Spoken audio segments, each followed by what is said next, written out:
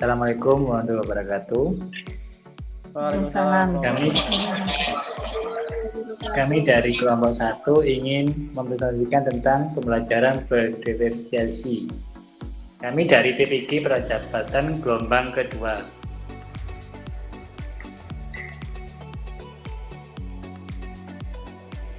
Untuk anggotanya yang pertama yaitu Zakia Wahida, kemudian yang kedua Rinaldi, ketiga Amiruddiniyah, terus yang keempat Amelia, dan yang kelima saya sendiri.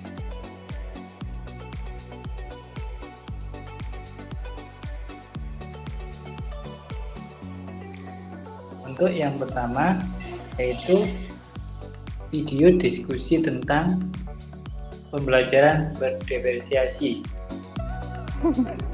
Nah, menurut kalian gimana? Menurut pembelajaran diferensiasi itu seperti apa? Kalau menurut aku, pembelajaran diferensiasi itu intinya dia tuh belajar yang berorientasi pada kebutuhan peserta didik, terus minatnya, dan juga profilnya juga. Gitu. Kalau Mas Selamat gimana? Kalau menurut saya itu sama kayak Zakia, berarti mengacu pada itulah kebutuhan dan karakteristik setiap individu atau peserta didik. Kemudian karena apa? Karena setiap individu itu mempunyai kebutuhan yang berbeda-beda dan mereka juga mempunyai kemampuan yang berbeda seperti itu sih. Dan sehingga untuk pembelajaran berdiferensiasi ini berfokus pada menciptakan pengalaman belajar yang menyenangkan, menantang, relevan, dan memanfaatkan siswa seperti itu. Terus kalau menurut Mbak Amel,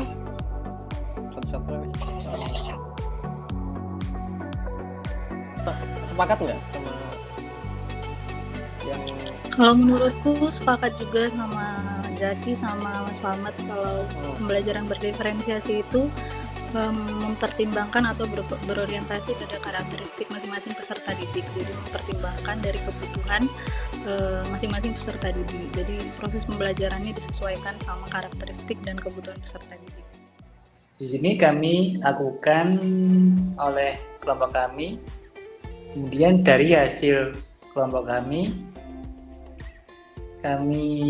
dapatkan hasil diskusi, yaitu yang pertama, pembelajaran berdiferensiasi adalah pembelajaran yang mengakomodir kebutuhan belajar murid.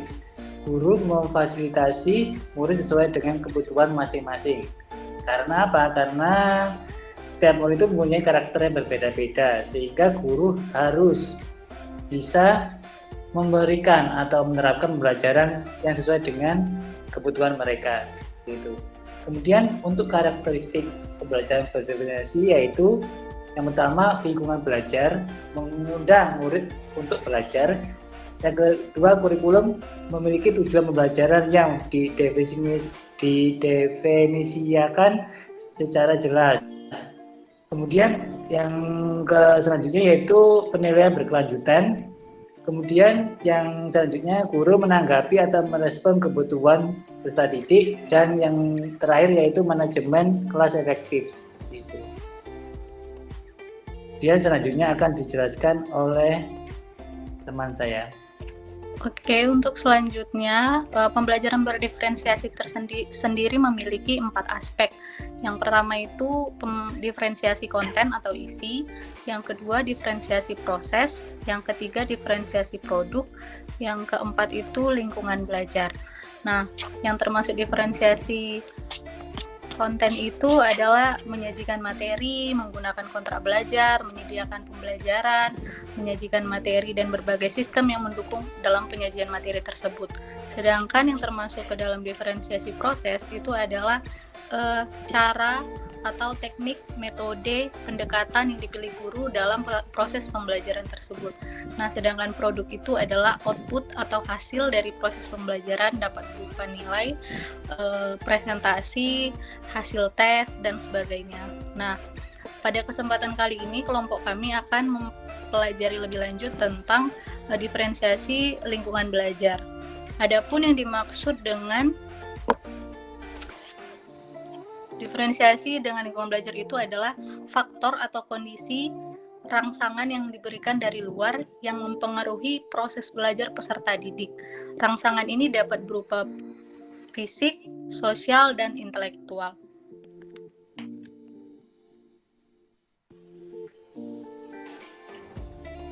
Nah, baik, yang pertama mengenai pengaruh-pengaruh pada lingkungan belajar. Yang pertama adalah lingkungan fisik.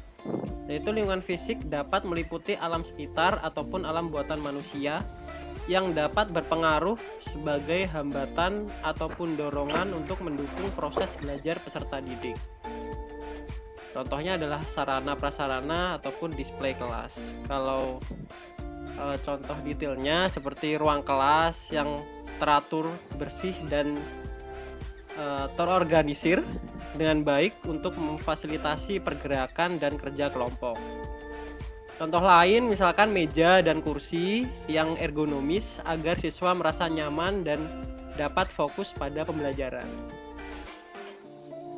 Contoh lain ketika pembelajaran diadakan di ruang terbuka itu dapat memberi seluas mungkin ruang gerak dan konteks yang relevan. Next.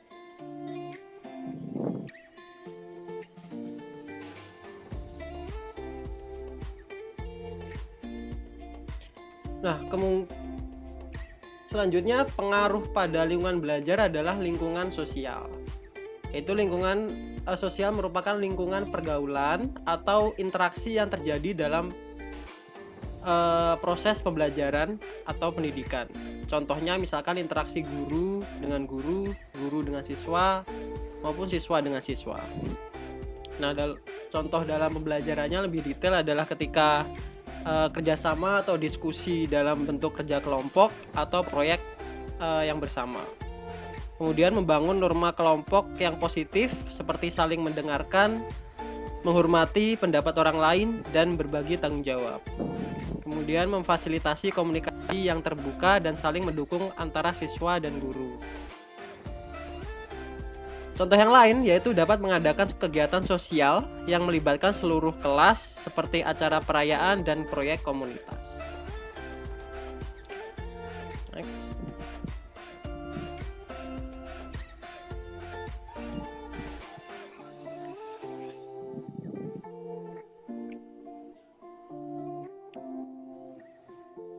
Baik, selanjutnya lingkungan belajar yang terakhir dipengaruhi oleh lingkungan intelektual.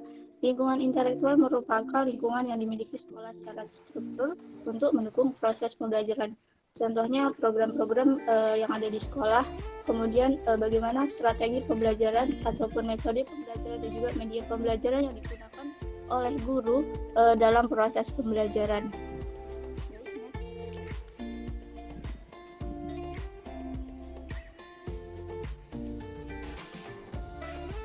Oke, untuk contoh implementasinya sendiri, yaitu di sini pembelajaran berdiferensiasi pada lingkup lingkungan, yaitu sudah pernah dilaksanakan, di mana dalam hal ini proses pembelajaran dilakukan di luar kelas, agar peserta didik juga memiliki lebih bersemangat.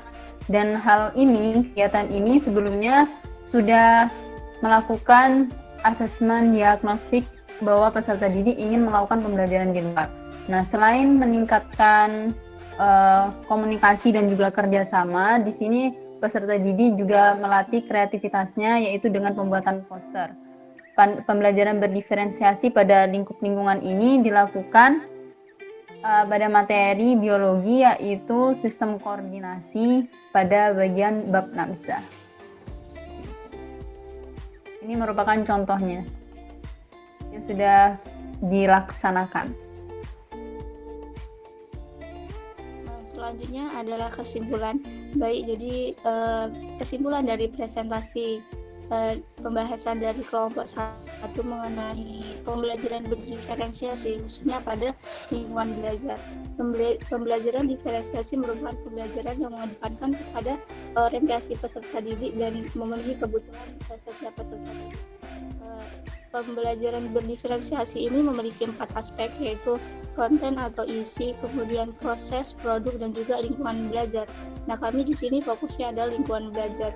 Nah, lingkungan belajar merupakan suatu kondisi atau pengaruh rangsangan dari luar secara langsung atau tidak langsung yang berpengaruh terhadap peserta didik. Nah, pengaruh itu dipengaruhi oleh 3 macam, yaitu pengaruh fisik, kemudian sosial, dan juga yaitu terakhir akademik. Kemudian pengaruh fisik contohnya seperti meliputi alam sekitar ataupun alam buatan yang dapat berpengaruh peserta didik, seperti yang telah dijelaskan contohnya pada sarana dan prasarana salah satunya. Kemudian lingkungan sosial yaitu interaksi antara peserta, interaksi pada proses pembelajaran, yaitu dalam hal pergaulan, yaitu contohnya interaksi antara guru dengan peserta didik, kemudian peserta didik antar peserta didik, seperti itu. Kemudian lingkungan intelektual atau akademis ini merupakan lingkungan yang terstruktur dari yang dimiliki oleh sekolah, seperti program-program yang diadakan oleh sekolah, kemudian bagaimana guru menerapkan metode pembelajaran, kemudian media, dan lain sebagainya. Mungkin hanya itu yang dapat kami sampaikan terkait topik 1 pada pembelajaran berdiferensiasi. Dan terima kasih. Sekian presentasi dari kami. Apabila ada tutur kata yang salah, kami mohon maaf. Terima kasih. Wassalamualaikum warahmatullahi wabarakatuh.